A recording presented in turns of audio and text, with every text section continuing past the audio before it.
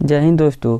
Bihar board class 10th math chapter number 1 वास्तविक संख्या mathematics 10 class 2021 first seating प्रथम पाली में यह सभी क्वेश्चन पूछा गया था।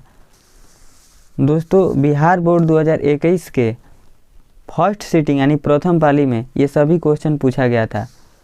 एक पार्ट के ऑब्जेक्टिव में टोटल 8 क्वेश्चन था, तो उन्हीं क्वेश्चन को आज हम बनाएंगे और देखेंगे। दोस्तों अगर आप लोग भी इन क्वेश्चन को अच्छे से देखेंगे तो आप लोगों को पता चल जाएगा कि वास्तविक संख्या से कैसे बिहार बोर्ड में क्वेश्चन पूछा जाता है, और आप लोगों का चैप्टर 1 का ऑब्जेक्टिव का रिवीजन भी हो जाएगा। तो चलिए शुरू करते हैं। पहला क्वेश्चन लिखा है, निम्नलिखित में कौन सी अभाज्य संख्या है? 27, 35, 13 और 56। हमें इनमें से अभाज्य संख्या को बताना है। तो दोस्तों पहले हम जान लेते हैं अभाज्य संख्या किसे कहते हैं।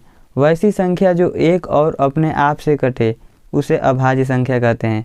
जैसे 5, 7, 11, 13, 17, 23 ये सभी संख्याएं अभाज्य संख्या है। अभाज्य संख्या एक और अपने आप से कटना चाहिए, किसी दूसरे संख्या से नहीं कटना चाहिए। तो दोस्तों 27 तो दूसरे संख्या से कट जाएगी, 3 से भी कट जाएगी। 35 भी 5 से कट जाएगी। 13 जो है एक और 13 से ही कटेगी, ये किसी दूसरे संख्या से नहीं कटेगी। तो दोस्तों पहला का कितना हो जाएगा? 13 हो जाएगा। 56 भी 7 से कट जाएगी, तो भाज्य संख्या हो जाएगी। अभाज्य संख्या इसमें 13 है, यानी इसका उत्तर क्या हो जाएगा? सी हो जाएगा। तो दोस्तों यहाँ पर हम अभाज्य संख्या का परिभाषा लिख दिए हैं, तो इसका उत्तर क्या हो जाएगा? सी हो जाएगा। 13 दिया था तो यही इसका उत्तर हो जाएगा। 2 नंबर क्वेश्चन में लिखा है, यदि दो संख्याओं का गुणनफल 2166 है एवं उनका मौसा 19 है तो उनका लसा होगा 38, 57, 114 इनमें से कोई नहीं। दोस्तों यह एलसीएम से रिलेटेड सवाल है, तो चलिए इसे भी हम सॉल्व कर लेते हैं। दोस्तों हमें ये पता होना चाहिए किन्हीं दो धनात्मक पूर्णांकों a और b के लिए a गुणे b बराबर HCF गुणे एलसीएम होता है। तो पहले हम देख लेते हैं क्वेश्चन में क्या क्या दिया है। यह हमारा सूत्र होता है a गुणे b बराबर HCF गुणे एलसीएम। तो हम सूत्र में देख लेते हैं क्या क्या दिया है। तो देखिए दोस्तों, यदि दो संख्याओं का गुणनफल 2166 दिया है तो हम यहाँ पर लिख लेंगे क्या क्या दिया है। दो संख्याओं का गुणनफल 2166 दिया है। दो संख्याओं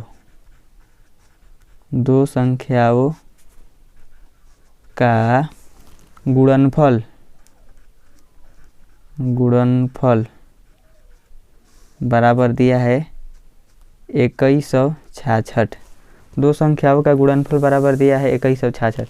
यहाँ पर देख लीजिए, लिखा है यदि दो संख्याओं का गुणनफल 2166 है एवं उनका मौसा 19 है। मौसा कितना दिया है? 19 दिया है। तो हम लिख लेंगे मौसा बराबर 19 दिया है। और दोस्तों हमें ज्ञात क्या करना है? तो उनका लौसा क्या होगा? हमें लौसा ज्ञात करना है। हमें क्या ज्ञात करना है? लौसा ज्ञात करना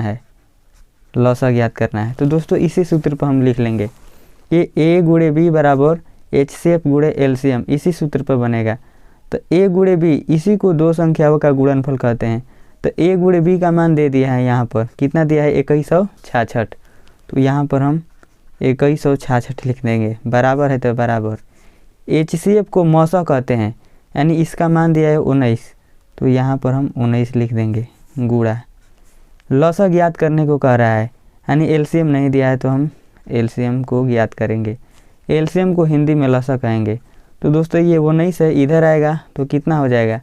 2166 बटा में 19 हो जाएगा। बराबर क्या बचेगा? एलसीएम बचेगा। अब हम यहाँ पर 19 से भाग देंगे। तो दोस्तों देखिए हम यहाँ पर 19 से भाग देते हैं। 2166 में 19 से भाग देंगे तो एक बार में जाएगा 19 का 19। तो 11 में से 9 घटेगा 2, ये तो कट जाएगा। फिर 6 उतरेगा तो 19 का 19 फिर एक बार में जाएगा। तो 16 में से 9 घटेगा 7, ये कट जाएगा। ऊपर से फिर 6, 19 चौक 76। हमारे पास कितना आ गया, 114 आ गया। तो दोस्तों इसे हम कटाएंगे तो एक बार में ये 114 बार में काट देगी, यानी 114 बराबर एलसीएम हमारा आ गया। इसे अगर हम सीधा लिख देंगे तो एलसीएम बराबर हमारे पास कितना आ गया, 114। हमारे पास एलसीएम बराबर क्या आ गया, 114। तो हम क्वेश्चन में देख लेंगे, 2 नंबर क्वेश्चन में देखिए सी नंबर में 114 दिया है, तो 2 नंबर का सही उत्तर सी हो जाएगा 114। तो इसका सही उत्तर हो जाएगा सी 114। अब दोस्तों 3 नंबर सवाल को देखते हैं। लिखा है यदि a बराबर 2 के पावर 3 गुणे 3 गुणे 5 और b बराबर 2 के पावर 4 गुणे 5 और 7 है, तब लसा ए बी होगा। तब लसा ए बी होगा 40 होगा कि 560 होगा कि 1120 होगा कि 1680 होगा। दोस्तों इसको भी हम पहले बनाएंगे, लेकिन इसे बनाने से पहले हमें ये पता होना चाहिए एलसीएम को क्या कहते हैं। संख्याओं में संबंध प्रत्येक अभाज्य गुणनखंड की सबसे बड़ी घात का गुणनफल। ये अभी तुरंत समझ में आ जाएगा। पहले हम क्वेश्चन देख लेते हैं। क्वेश्चन में लिखा है यदि a बराबर 2 के पावर 3 गुणे 3 गुणे 5 दिया है, तो पहले हम इसे लिख लेते हैं। a बराबर 2 के पावर 3 गुणे 3 गुणे 5 लिखा है, और b बराबर लिखा है 2 के पावर 4 गुणे 5 गुणे 7। 2 के पावर 4 गुणा 5 गुणा 7। दोस्तों यहाँ पर a बराबर दिया था और b बराबर दिया था, और ए बी का लॉसा हमें निकालना था। हमें लॉसा निकालना था। तो देखिए हम कैसे निकालेंगे। हमें a बराबर पता हो गया 2 के पावर 3 गुणे 3 गुणे 5 है, और b बराबर 2 के पावर 4 गुणे 5 गुणे 7 है, और लॉसा निकालना है। तो इसी सूत्र से निकलेगा संख्याओं में संबंध प्रत्येक अभाज्य गुणनखंड की सबसे बड़ी घात का गुणनफल। दोस्तों ये 2 है ना, 2 के पावर 3 है, तो देखेंगे इसमें भी 2 है, तो जो 2 का पावर सबसे अधिक होगा हम उसी को लिखेंगे। तो यहाँ पर 2 के पावर 3 है और इसमें 2 के पावर 4 है, तो अधिक तो 2 के पावर 4 हो जाएगा, तो 2 का पावर हम अधिक वाले लिखेंगे, तो 2 का पावर 4 हो गया। अब गुणा का चिन्ह लिखेंगे। अब 3 को चेक करेंगे। 3 इसमें तो है नहीं, सिर्फ यहीं 3 है, तो 3 का पावर 1 है यहाँ पर, तो 3 ही हो जाएगा। अब 5 को चेक करेंगे। यहाँ पर 5 का पावर 1 है, इसमें भी 5 के पावर 1 है, तो सबसे अधिक 5 के पावर 1 ही होगा, तो यहाँ पर भी 5 के पावर 1 ही यानी 5 ही हो जाएगा। गुणा 2 भी हो गया, 3 भी हो गया, 5 भी हो गया। अब 7 देख लें। 7 तो इसमें नहीं है, इसमें है, तो 7 का पावर सबसे अधिक 7 है, तो 7 का पावर 1 है यानी 7 हो जाएगा। अब दोस्तों इसको गुणा कर लेंगे। तो 2 का पावर 4 का मान होता है, 2 का पावर 4 का मान होता है 2 दूनी के 4, 16। 2 के पावर 4 के मान आप लोग करिएगा तेरे 2 गुणे 2 गुणे 2 गुणे 2, तो 2 दूनी के ये 4 हो जाएगा, ये भी 2 दूनी के 4 हो जाएगा, 4 चौके कितना हो जाएगा 16। तो इसके जगह पे हम 16 लिख सकते हैं, और गुणे ये 3 5 15 हो जाएगा, और ये 7 हो जाएगा। तो दोस्तों अब इसको हम गुणा करेंगे तो 15 7 कितना होता है, ये तो 16 हो जाएगा। 15 7 15 के पहाड़ा 7 हाली पढ़ लेंगे हम। 15 के 15, 15 दूनी 30, 15 3 45, 15 चौके 60, 15 5 75, 15 6 90, 15 7 105, 105 हो जाएगा। अब हम 16 में 105 से गुणा कर लेंगे, तो 105 में हम 16 से गुणा कर लेंगे। तो गुणा कर लेते हैं। 6 5 30 के 0 हासिल 3, यहाँ पर 3 हो जाएगा, छक्का 6, फिर 1 छोड़कर 1 से 5 0 1, तो ये 0 हो जाएगा, 5 3 8 हो जाएगा, ये 6 हो जाएगा, ये 1 हो जाएगा। तो हमारे पास 1680 आ जाएगा। तो दोस्तों 3 नंबर का सही उत्तर क्या हो जाएगा, 1680। अब हम क्वेश्चन में देख लेते हैं ऑप्शन में 1680 दिया है कि नहीं। तो यहाँ पर हम देख लेंगे 1680 डी नंबर दिया है। क्वेश्चन नंबर 3 का सही उत्तर क्या हो जाएगा, डी। तो इसका सही उत्तर हो जाएगा डी। डी दिया है 1680। दोस्तों ये हमारा 3 नंबर क्वेश्चन भी बन गया है। दोस्तों 4 नंबर क्वेश्चन में लिखा है निम्नलिखित में से कौन अपरिमेय नहीं है। हमें बताना है इनमें से कौन अपरिमेय संख्या नहीं है। तो दोस्तों इसको भी हम देख लेते हैं। तो पहले आप अपरिमेय का परिभाषा देख लीजिए। अपरिमेय का परिभाषा होता है वैसी संख्या है जिसे p/q के रूप में नहीं लिखा जा सकता है, जैसे √3, √5, √7, 0, 1, 0, 0, 1, 0, 0, 0, 2, ये सभी संख्याएं अपरिमेय संख्या है। तो दोस्तों हमें इसमें बताना है कौन अपरिमेय संख्या नहीं है। ये तो पाई तो अपरिमेय संख्या हो जाएगी, तो सही उत्तर ए नहीं होगा। √7 भी अपरिमेय संख्या हो जाएगा, ये भी सही उत्तर नहीं होगा। √2/√5 ये भी अपरिमेय संख्या हो जाएगा, तो ये भी उत्तर नहीं होगा। इसको चेक करेंगे तो डी नंबर ऑप्शन में क्या लिखा है। डी नंबर ऑप्शन में लिखा है √3√75, 3√75 और बाटा में लिखा है √48। अब दोस्तों इसको हम बना कर देख लेंगे कि यह परिमेय है कि नहीं है। इसे थोड़ा अच्छे से हल करेंगे। तो दोस्तों 75 का हम अभाज्य गुणनखंड करेंगे तो कितना हो जाएगा। 3 से ले जाएंगे तो 3 दूनी 6, 3 पचे 15, फिर 5 से ले जाएंगे तो 50 25, फिर 5 से ले जाएंगे तो 1 हो जाएगा। तो यानी हम √75 को लिखे तो कैसे लिख सकते हैं। रूट में 3 गुणे 5 गुणे 5, तो 1 5 तो बाहर आ जाएगा, तो 5√3 हम लिख सकते हैं। इसे हम √75 भी लिख सकते हैं। 5√3 को √75 भी लिख सकते हैं। अब 48 को कैसे हम लिख सकते हैं। √48 को कैसे हम लिख सकते हैं। तो 48 को पहले गुणनखंड करेंगे, तो 48 का गुणनखंड करेंगे तो 2 से ले जाएंगे तो 2 दूनी 4, 2 चौके 8, फिर 2 से ले जाएंगे तो यहाँ पर 12 हो जाएगा, फिर 2 से ले जाएंगे तो यहाँ पर 6 हो जाएगा, फिर 2 से ले जाएंगे तो यहाँ पर 3 हो जाएगा, अब 3 से ले जाएंगे तो 1 हो जाएगा। तो दोस्तों 48 को हम लिख सकते हैं 1 2 3 4 दिया है, तो 1 2 3, यहाँ पर 2 रहेगा और 4 और यहाँ पर 3 हो जाएगा। तो जोड़ा होता है बाहर निकल जाता है, तो इस 2 जोड़ा में से एक बाहर निकल जाएगा और इसमें से भी एक बाहर निकल जाएगा और क्या बचेगा √3। तो दोस्तों ये 2 दूनी 4 हो जाएगा और यहाँ पर हो जाएगा √3। यानी हम √48 को 4√3 लिख सकते हैं और √75 को 5√3 लिख सकते हैं। तो यहाँ पर हम लिख देंगे 3 तो रहबे करेगा और √75 के जगह पर लिख सकते हैं 5√3। तो यहाँ पर हम लिख लेंगे 5√3 बटा में √48 लिखा है, तो इसके जगह पर हम लिख सकते हैं 4√3। तो दोस्तों √3 कट जाएगा तो क्या बचेगा 3 5 15 और बाटा में क्या होगा जाएगा 4। ये 15/4 दोस्तों परिमेय संख्या होता है। तो ये तो हमारा परिमेय संख्या हो गया कि नहीं हो गया। और क्वेश्चन हमें यही पूछा था निम्नलिखित में से कौन अपरिमेय संख्या नहीं है।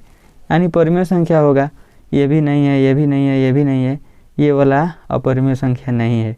ये कौन सा संख्या परिमेय संख्या हुआ, ये कौन सा संख्या परिमेय संख्या है। तो हमारा सही उत्तर क्या हो जाएगा, ऑप्शन डी हो जाएगा। सही उत्तर ऑप्शन डी हो जाएगा। क्वेश्चन 5, यदि ए और बी अभाज्य संख्या है तो लॉसा ए बी होगा। ऑप्शन ए है, ऑप्शन में बी है और ए बी है और डी a/b है।